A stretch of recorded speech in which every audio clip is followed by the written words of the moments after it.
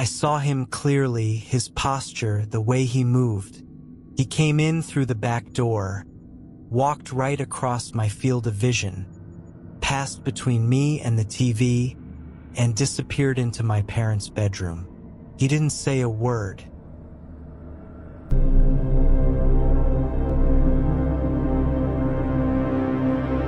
Welcome to Dark Reddit, your late-night escape into eerie calm. I'm Alex, your voice in the dark and your guide through the unknown. This is podcast 27, 2 hours descent into whispered stories and sleepless stillness. Tonight, we drift through chilling tales unearthed from Reddit's darker corners. Stories of strangers, shadows, and things that don't stay buried. Before we begin, find a quiet place. Dim the lights, take one deep breath, and close your eyes. You don't need to watch. You only need to listen. You're safe here. Let the night begin.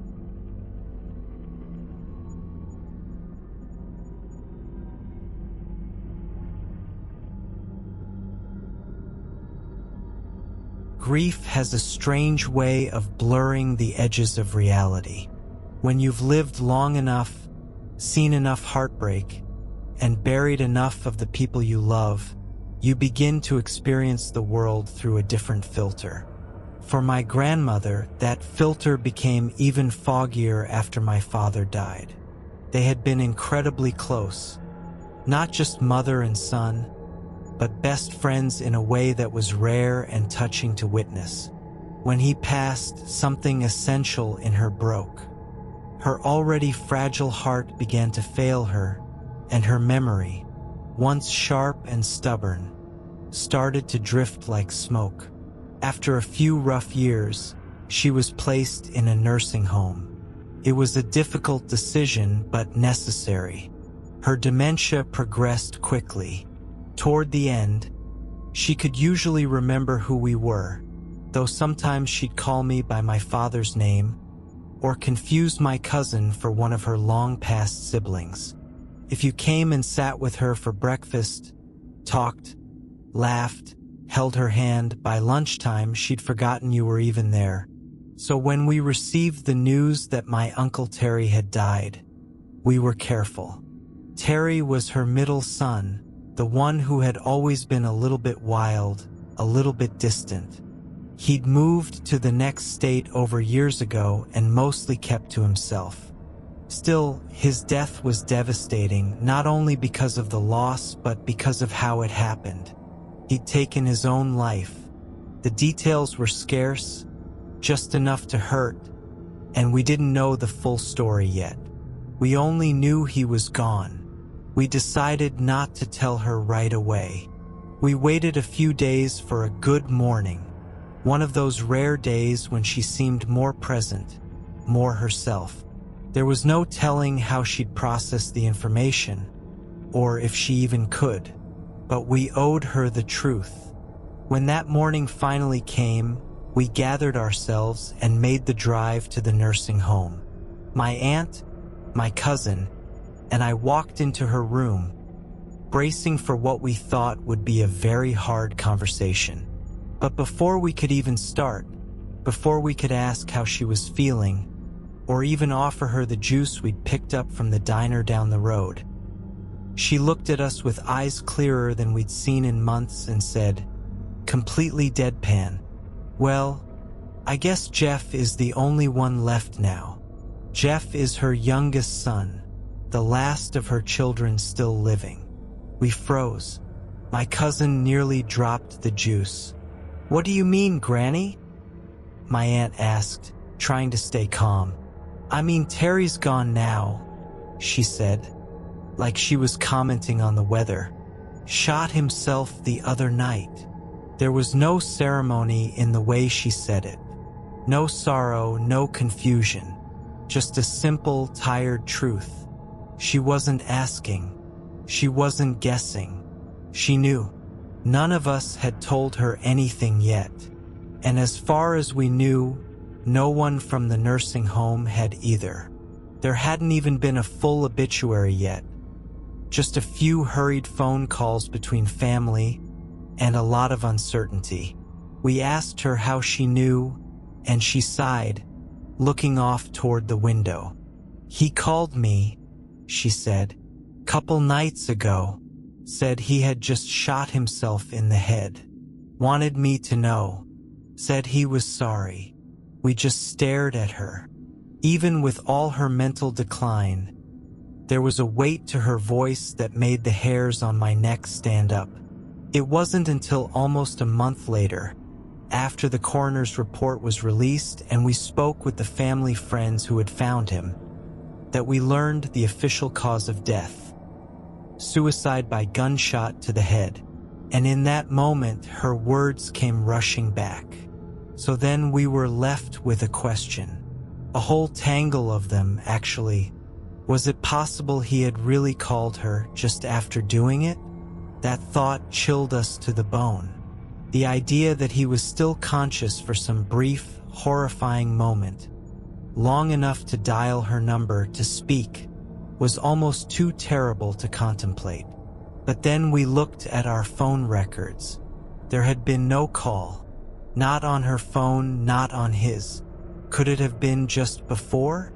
Maybe he had called her to say goodbye, and her fractured mind had rearranged the timeline. That would be tragically sad and oddly beautiful, a final moment of connection before stepping off the edge. But even then, how would she have remembered? How would she have understood when she couldn't even remember breakfast? And this one sat with us the longest. Had he come to her somehow after the fact? We couldn't explain it, but it felt possible in a way that logic couldn't touch. The way she said it, not fearful, not confused, just certain. It left a mark. It felt less like the ravings of someone lost to dementia, and more like the calm voice of someone who had simply been visited. Maybe the world has thin places where the boundaries between here and there slip for just a moment. Maybe grief opens those doors. Maybe love does. Whatever the truth was, it left us changed. I've since come to think of that moment as a gift. A strange, eerie, bittersweet gift. Because for all her fading memory, that call, whether real or imagined, dream or spirit, stayed with her. It pierced through the fog of her mind, anchored by something deeper than recollection. Connection. It also made us reflect on Uncle Terry himself. Someone who kept his pain well hidden, who distanced himself but still found a way. Maybe the only way he could, to say goodbye to the woman who brought him into the world. And perhaps she gave him the peace he was looking for. In the quiet of her room, among puzzles and photos and half-finished cups of tea, maybe he found her waiting, as mothers often do, still listening.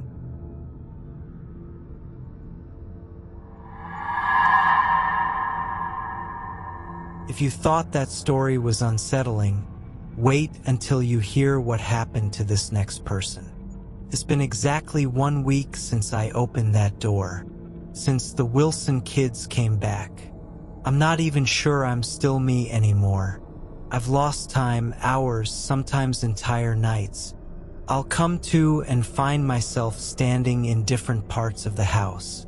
Last night, I woke up in the attic, shivering and barefoot, a crayon in my hand, and the words helped me scrawled across the wooden beams. But the worst part, I don't remember writing it. Every mirror in the house is covered now. Not because I'm scared of what I'll see, but because he's still in there. The tall one. The one the kids whisper about but never name. I caught a glimpse of him once, not directly, just his shape. Something about his arms. Too long. Bent the wrong way. I think the children are afraid of him because they didn't bring him back. I did. The night of the fire, I heard them scream. It wasn't just noise, it was pleading. A raw, frantic chorus of, "Help us! Please, someone help us!" And I froze. I watched from my bedroom window, heart pounding, every part of me begging to move, but my feet wouldn't. I keep telling myself it wouldn't have made a difference. But now I'm starting to think that lie is what summoned him. The silence I gave them, the betrayal, he feeds on that. 2 nights ago, I saw the neighbor's kid standing outside my window, staring. I knocked on the glass, tried to shoo him away, and he smiled. His eyes were completely black. Not missing, not scratched out like the photos, just filled. Later, I checked the security camera footage. I saw myself standing next to him. I haven't left the house in days. I tried calling someone, anyone, my mom, my ex, even 911, but the lines don't work. They connect. Sure, I hear ringing, sometimes even a hello, but it's my voice on the other end, and it's always laughing. The kids are bolder now. They don't knock anymore. They just come in, walk around, play with things. They drag toys across the hardwood in the middle of the night, sing songs I don't recognize. Sometimes I hear a tiny voice say, "Shoo, he's watching again." I don't know if they mean me or him. Today, the shadows moved on their own. I was making coffee when I noticed it, the outline of a child on the kitchen wall, flickering like a film reel. But nothing was casting it. It just stood there. Then it moved, slowly, jittering from frame to frame like a puppet with invisible strings. I smashed the mug, ran upstairs, and on every wall, a message. "You watched us burn," written in soot. I found something else tonight, behind the drywall in the guest room.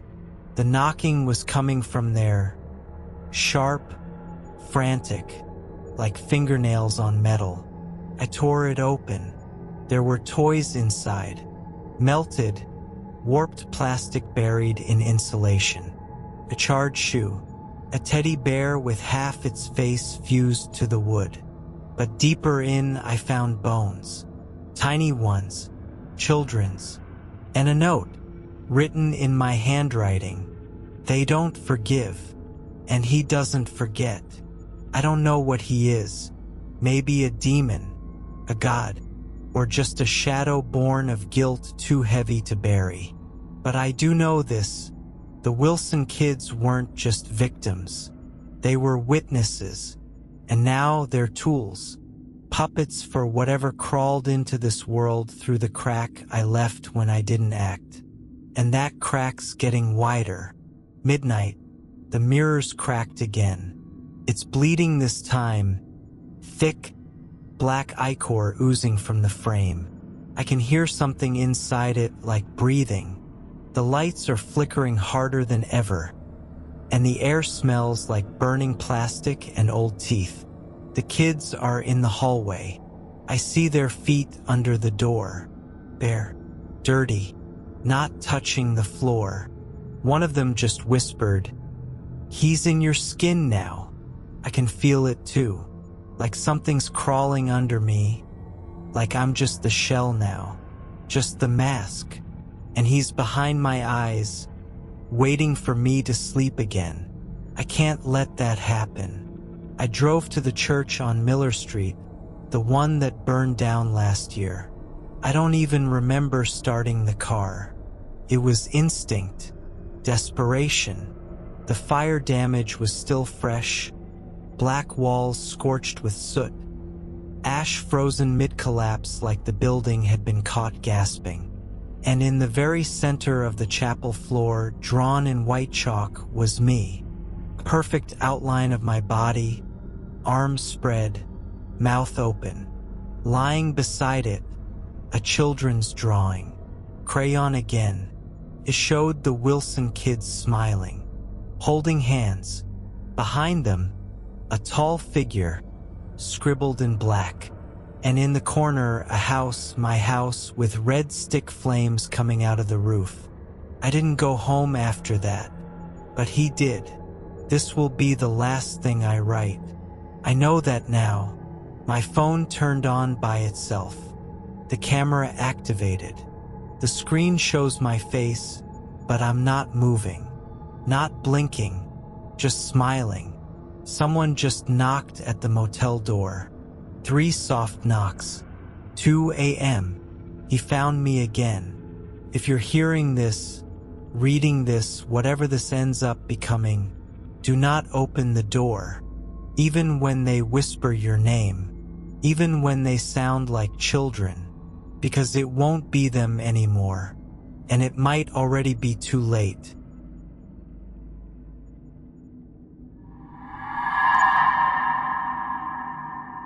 Our next story takes us to a historic home, where the past still lingers in more ways than one.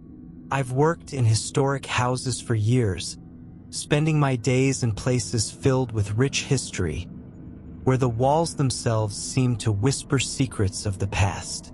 The question I'm always asked, without fail, is whether the house is haunted.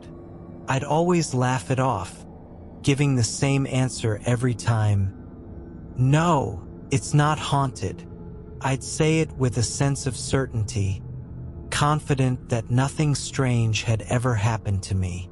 That was, of course, until one peculiar day. The house I worked in was an old mansion, a sprawling place with creaky floors and rooms filled with antique furniture. It was beautiful in a way that only houses with a past can be, full of character, with each room telling its own story. I had grown accustomed to it, becoming almost one with the space.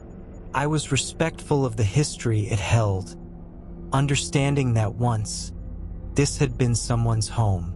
People had lived here, loved here, and yes, people had died here too. It was a place that held memories, not just objects, and I always treated it with the care it deserved. It was getting late on this particular evening, and the sun had long since dipped below the horizon. I was the last one left, closing up for the night. I'd already locked the front door, and the house was quiet, save for the sound of my footsteps echoing through the empty halls. I was alone, and that quiet solitude felt peaceful, as it usually did at the end of a long day. I was in the basement, finishing up my duties when I accidentally slammed the door shut behind me. The sound echoed through the house, loud and jarring in the otherwise peaceful silence. It was a mistake, of course, but one that startled me nonetheless. I muttered to myself, more out of habit than anything else. "Oh, sorry," I said, my voice almost too loud in the quiet space, as if apologizing to the house itself. The moment I spoke, the air in the room seemed to shift. It was subtle but noticeable. It was as if the house had paused, waiting for something. And then, out of nowhere, I heard it. Laughter came from above, from the floor above me. The sound of a woman's laugh, light and carefree, echoed down the staircase. The kind of laugh that was filled with joy, like someone who had just heard a good joke. But there was no one else in the house. I knew that for certain. I had checked every room, locked up every door, and now I was alone in the house. I stood frozen for a moment, listening. The laugh echoed again, faint but unmistakable. It wasn't a sound that should have been there. It was as if the house itself had come alive for a moment, revealing a voice from the past. I didn't feel scared, though. In fact, I almost felt a sense of calm wash over me. The laugh wasn't menacing. It wasn't eerie. It was simply human. A woman, perhaps a former resident, laughing as if nothing had changed. I couldn't help but smile. Well, at least I amused the spirit. I thought to myself, my voice quiet but filled with a sense of acknowledgement. I wasn't scared. I had never been scared in this house, despite the whispers of ghosts and the stories passed down by others. I had always been respectful of the house, treating it as a living, breathing piece of history. And in return, it seemed that the house was extending a kind of peace to me, as though it appreciated my care. I stood there for a moment, still listening to the laughter, and then the sound faded as quickly as it had come. The house was still once more. The only sound now was the quiet hum of the old house settling, the creak of the floors, the shift of the timbers as they adjusted to the night. I didn't run or panic. Instead, I finished locking up the basement and went through the rest of the house, checking all the rooms one final time. When I left, I locked the door behind me, just as I always did.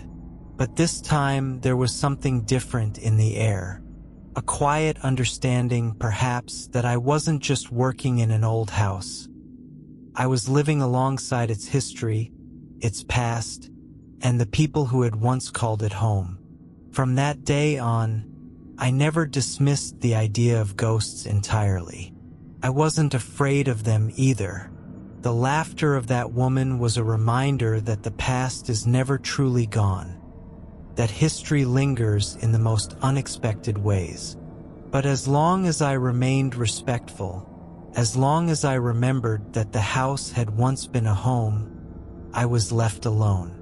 No more strange sounds, no more inexplicable events, just the quiet hum of a house at peace. And though the laughter never returned, I carried it with me, a gentle reminder that sometimes spirits are just as curious about us as we are about them. And if we approach them with respect, we may find that they, too, are capable of kindness.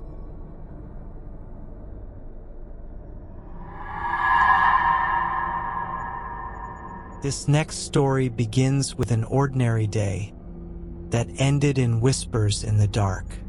This one happened one summer day in southern Maine, where the terrain is filled with ATV trails and endless woods. My father and I often took rides through the trails on our 2016 Honda Rancher. At the time, I was just 6 years old, and I would sit on the back of the four-wheeler, my little legs hanging over the side. It was a beautiful, warm day, somewhere between mid-fall and early spring, so the trees were bare enough that you could see far into the woods. We were on a dirt road, a combo trail used by both ATVs and cars, heading toward the river. The engine hummed as we cruised along at around 30 miles an hour. I remember the breeze on my face and the sound of the engine as we made our way down the trail. I had this habit of looking over my dad's shoulder, watching the road ahead of us. But then, the ride took a turn into the strange. I felt the four-wheeler slow down, and I heard my dad curse softly under his breath. "What the hell?" he said. Naturally, I turned my head to see what had caught his attention, and that's when I saw it. A man on a dirt bike was crossing the road, moving quickly but silently. He looked completely normal at first, nothing out of the ordinary. But there was something about him. He looked slightly transparent. As I watched, my father and I both noticed that the man's image was beginning to fade, like the edges of him were becoming blurry. The more he moved across the road, the more his body seemed to dissolve until, right in front of us, he vanished completely. It was as if the man had just blinked out of existence. There was no trace of him, no sign of him riding away into the woods, no tire tracks, no sounds. We both looked around, trying to make sense of what we had just seen. The woods were quiet, the trail was clear, and we could see for miles in all directions. But there was nothing to explain where he had gone or how he had disappeared. To make this even stranger, the man had been riding a dirt bike, either a KTM 250 or a 450. We could tell because of the distinct look of the bike, and yet we had heard absolutely no engine noise. Our Honda Rancher was a quiet machine, but it was still loud enough that we would have easily heard a dirt bike crossing in front of us, especially one with that kind of engine. But there was no sound at all, not a single noise. He had simply vanished without a trace. My father and I both looked at each other, trying to process what we had just witnessed. We couldn't come up with an explanation. We couldn't figure out how someone could be there one moment and gone the next. It was like a weird, unexplainable glitch in reality. But despite the confusion, we didn't talk much about it. We didn't want to acknowledge it, to even entertain the idea of it being something otherworldly. We carried on with the ride, pretending like nothing happened, as if it was just a weird trick of the light or our imagination. But to this day, neither of us has an explanation for what we saw. Both of us agree on what happened, the way the man was transparent, the way he vanished, and the way the entire event was silent. But what was it? What did we witness that day? It's a mystery that's haunted both of us since. And honestly, I'm not sure I want to know what it was.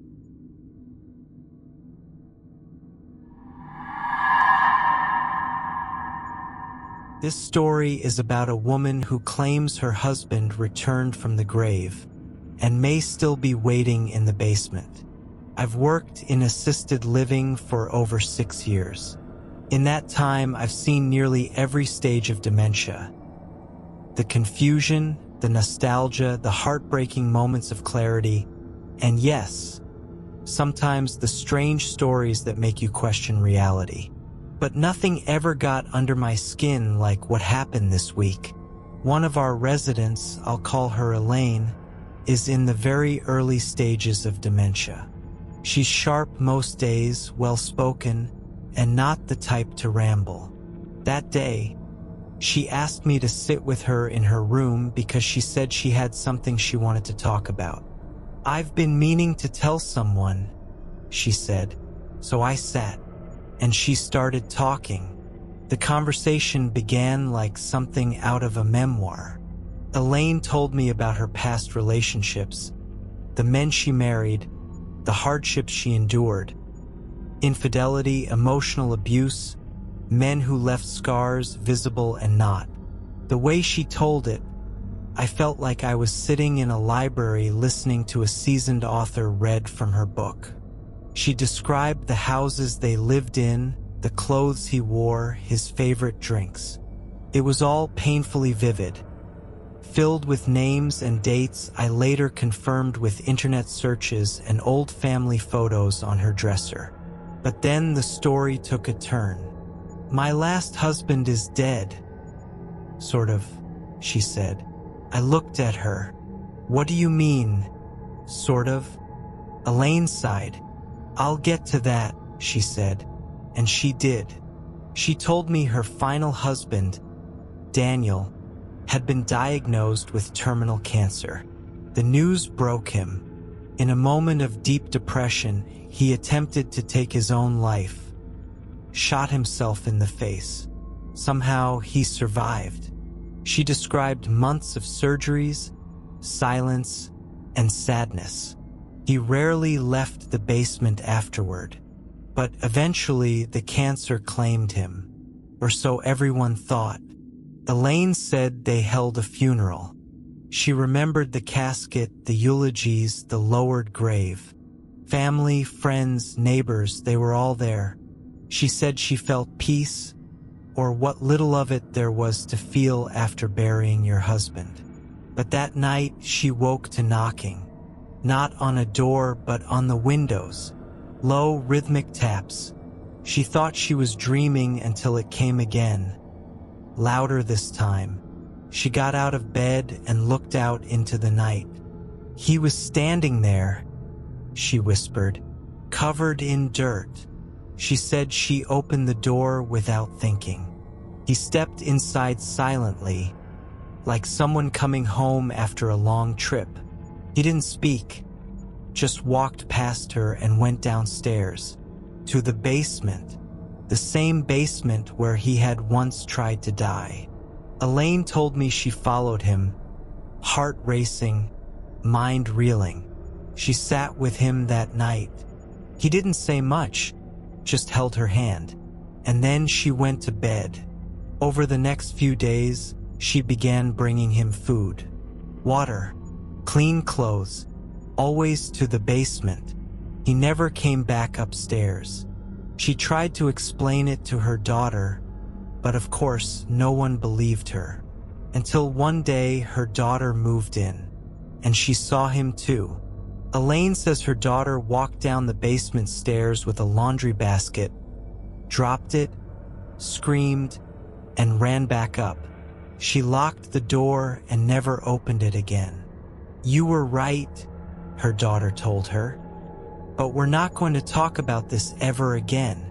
That was the day Elaine was moved into assisted living, and the basement door was sealed shut.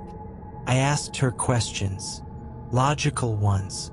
Do you think he was alive all this time? How did he get out of the grave? Why didn't you call the police? Wouldn't the cemetery notice? She shook her head with every answer. "No," she said.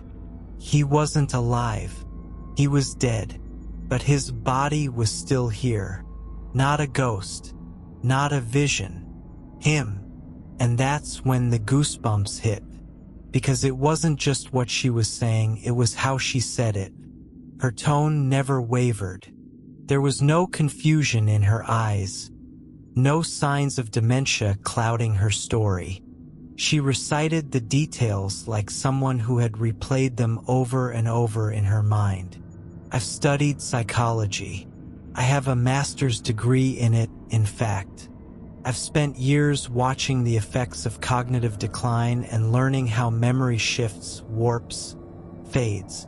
But this story, it was different, too detailed, too grounded, too emotionally precise. And I'll be honest with you, I'm an atheist. I don't believe in the supernatural, or at least I didn't. But when she said that last line, "He's probably gone now, locked down there, all alone," I felt something wrong. The hair on my arms stood up. My stomach twisted. I felt cold in a room that was perfectly warm. It didn't feel like a ghost story. It felt like a warning. And the thing that's haunted me ever since, it wasn't just the story itself. It was that, deep down, some part of me believed her. I've never prayed before, not really. But when I left Elaine's room, I found myself whispering something under my breath. Plea to, I don't know what, something, anything. Because if even half of her story is true, then something unnatural happened in that basement. Something dark, something still lingering. I've tried to explain it away. Early onset dementia, emotional trauma, the human brain filling in the blanks to cope with loss. But I've seen people in the later stages of dementia confuse names, forget their children, invent people who don't exist. I've never seen one tell a seamless 40-minute story, complete with verified photos and dates, that leaves me questioning reality. It's not a story I'll ever forget. Not because it scared me, though it did, but because it left a mark. An unshakable feeling that there's more to this world than we understand. And somewhere, behind a sealed basement door in a quiet neighborhood, something might still be waiting in the dark.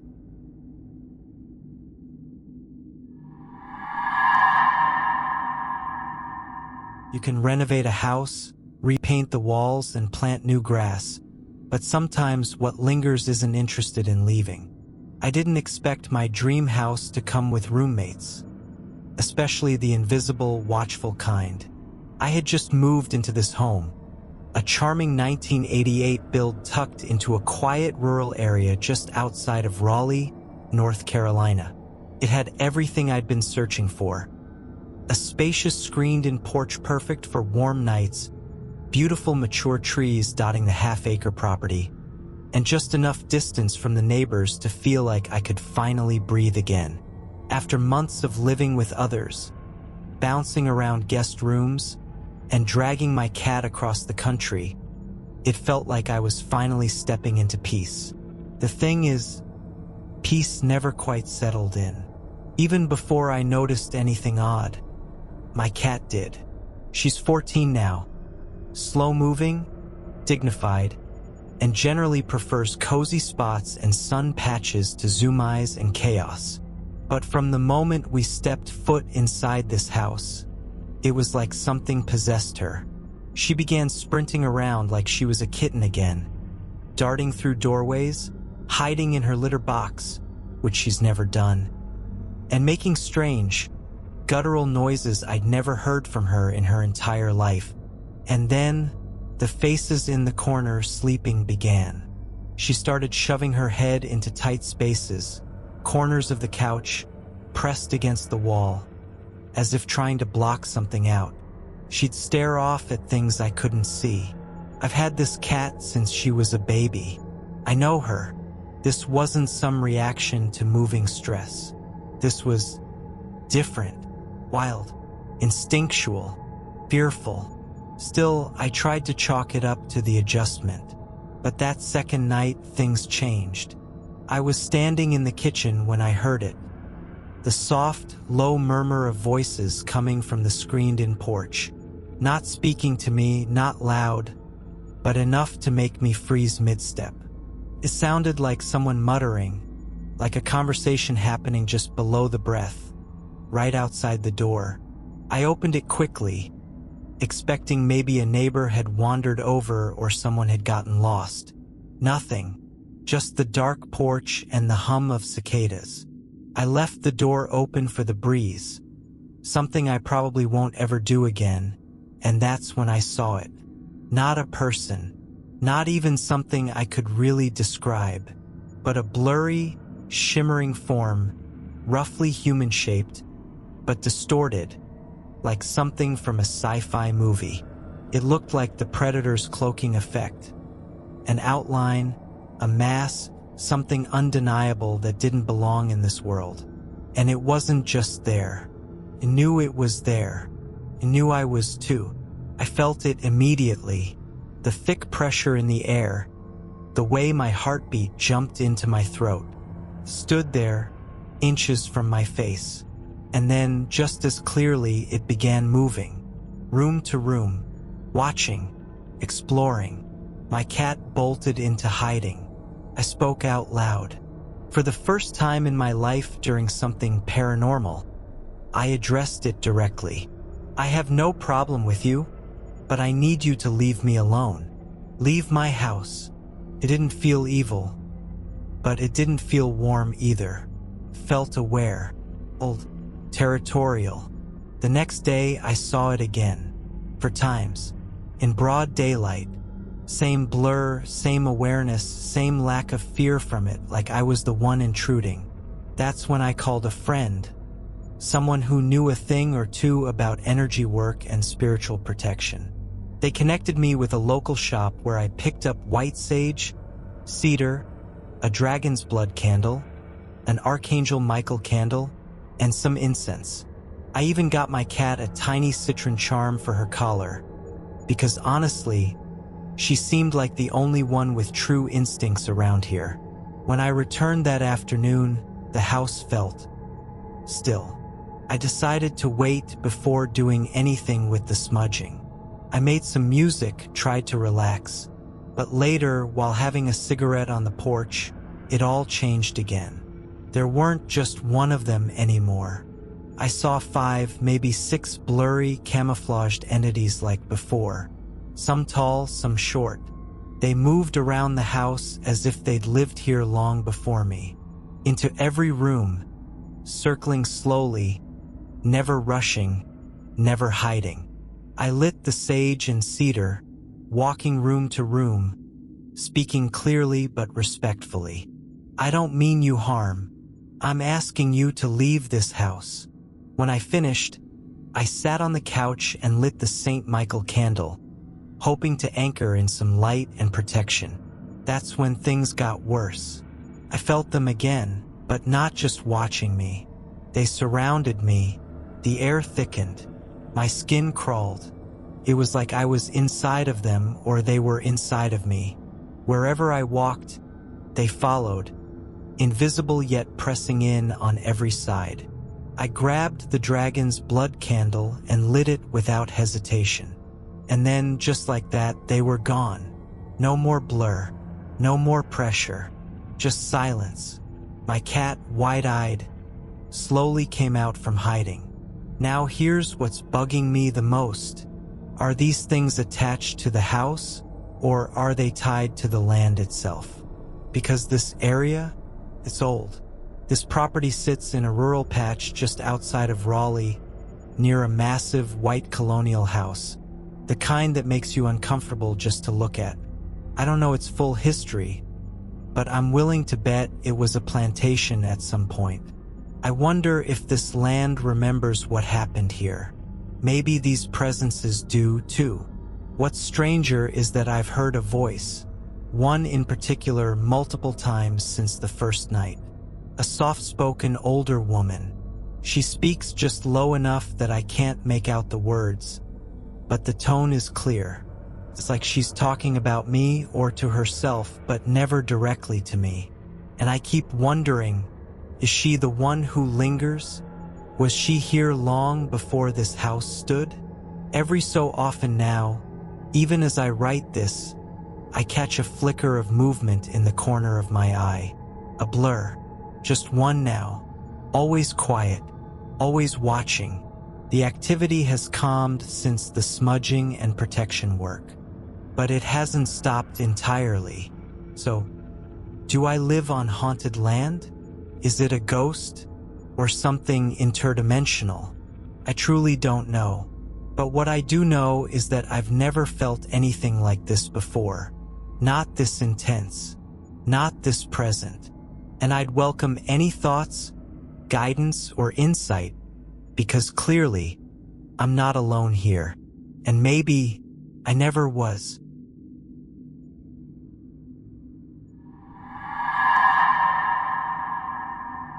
This story is about 2 skeptical uncles, a haunted house, and an encounter with something beyond this world that left everyone questioning. It was a late night in our house, a time when the world felt quiet, and the only sounds that filled the air were the faint creaks of old floorboards and the wind howling outside. My family had been living in a house in a secluded area, surrounded by woods, where the nights felt thicker and darker than most. We'd been hearing strange noises for months. Some we could dismiss as the house settling or maybe a small animal getting into the attic, but other sounds were harder to explain.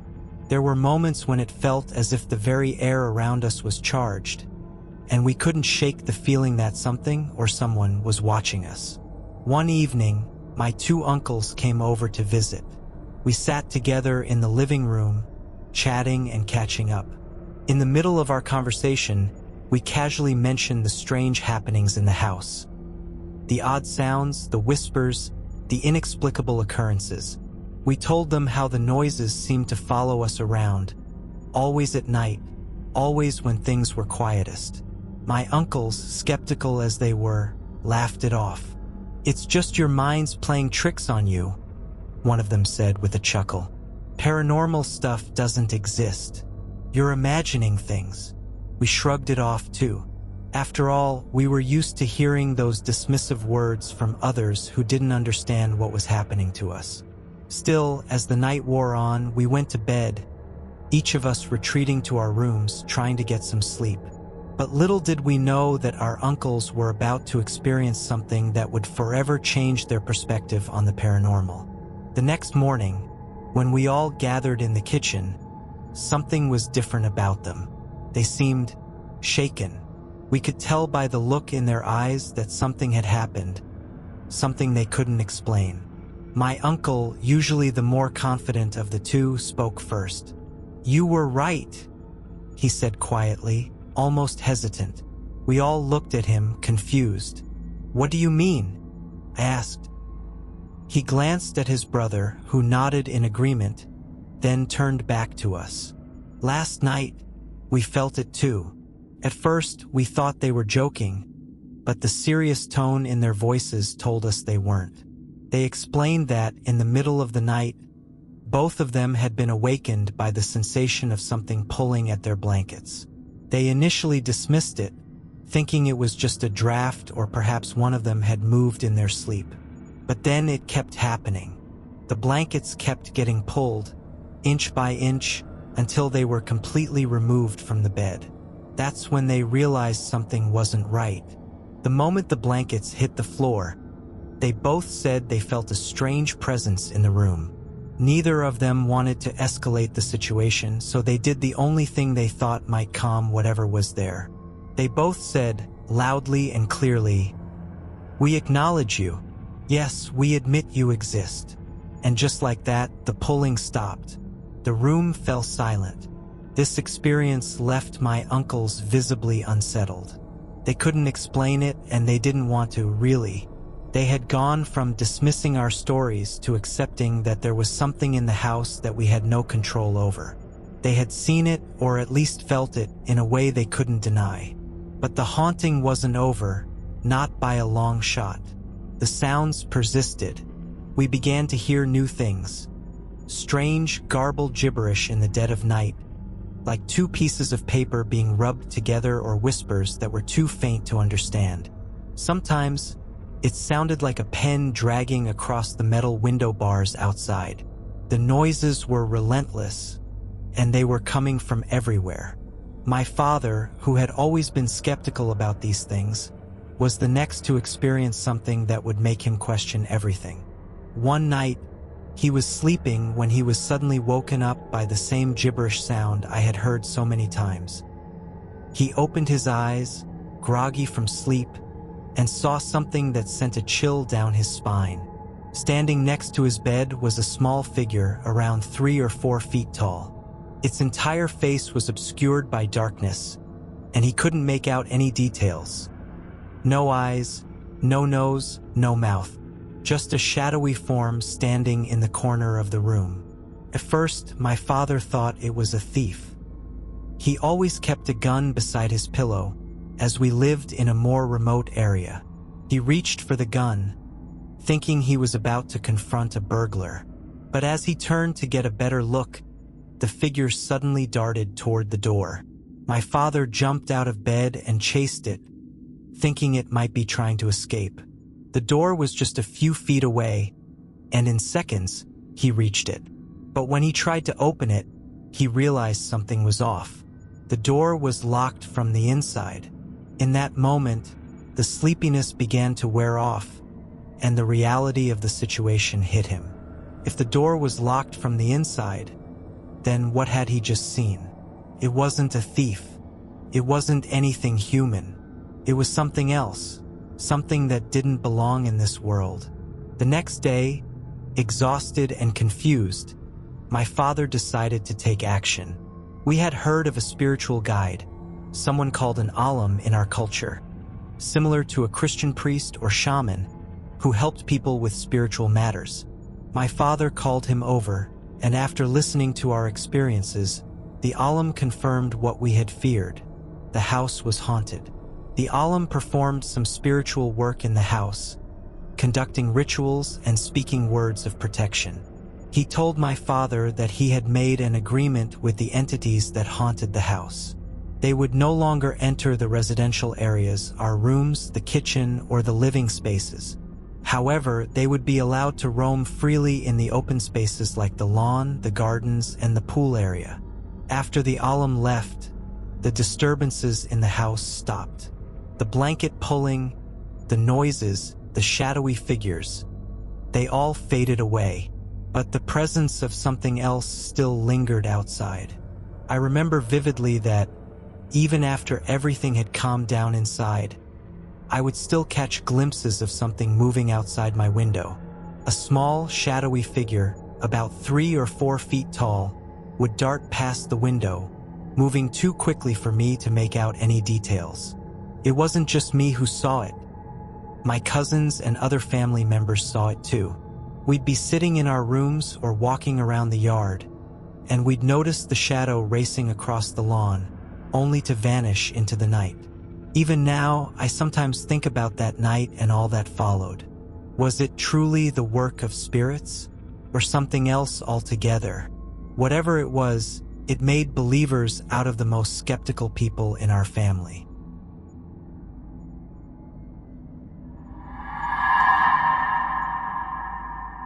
Not all ghosts are strangers.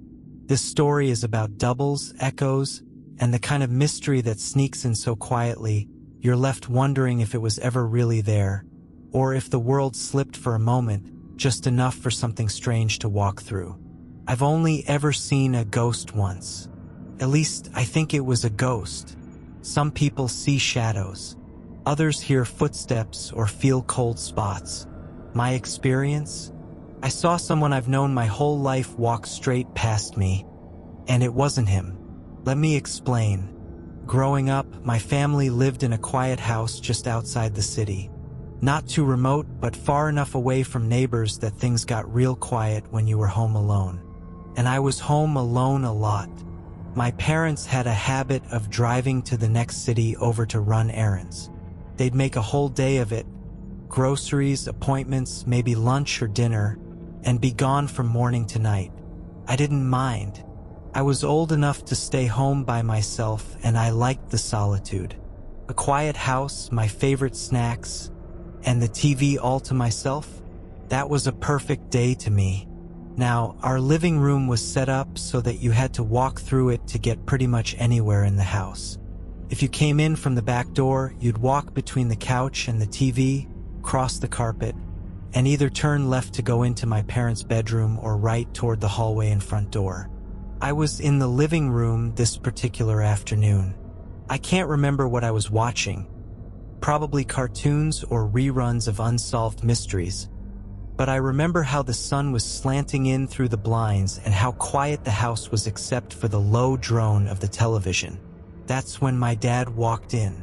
I saw him clearly, his posture, the way he moved.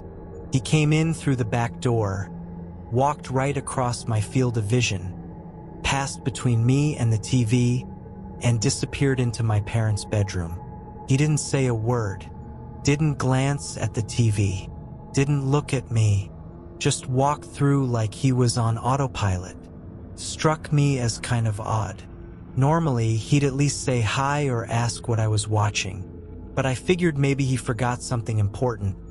His wallet, his phone, whatever, and was in a rush. A few moments later, he walked back out. Same path. From their bedroom, right in front of me and out through the back door. Still didn't say a word. The whole thing was weird enough to tug at my brain, but not enough to freak me out. Not yet.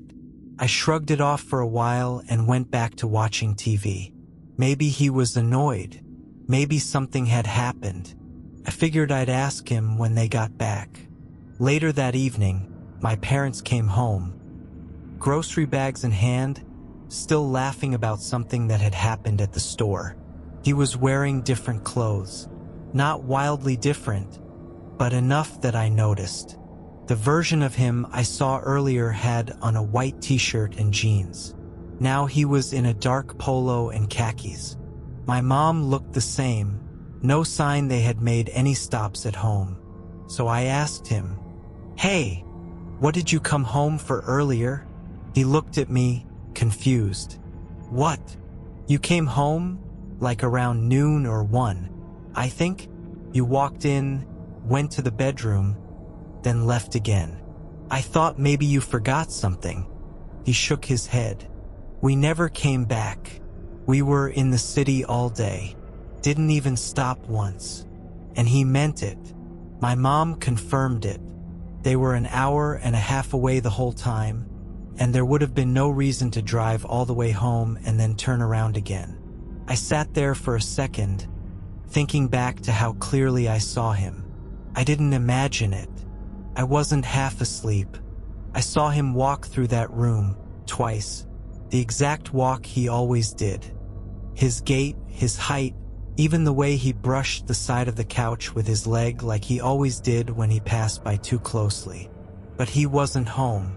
He couldn't have been. And he wasn't wearing the same clothes. That was the only time anything like that ever happened in that house.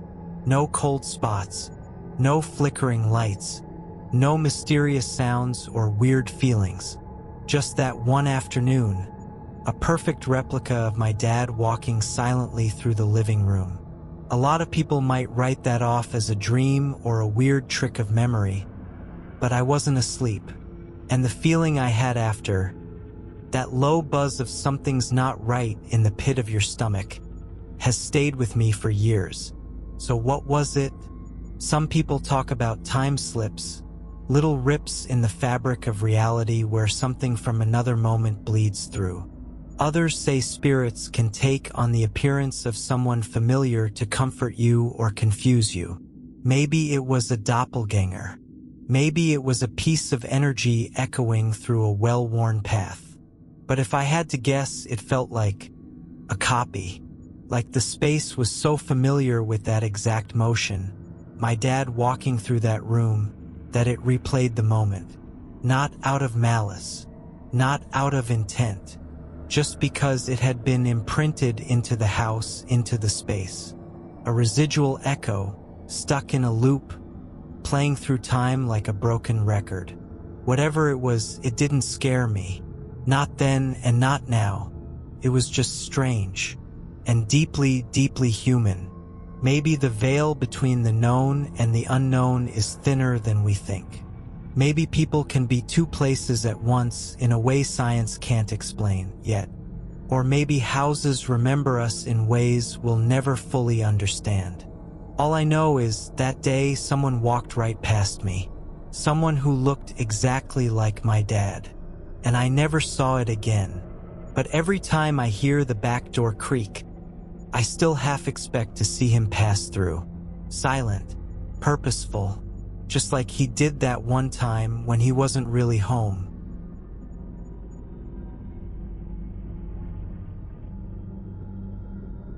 You've made it through the hour.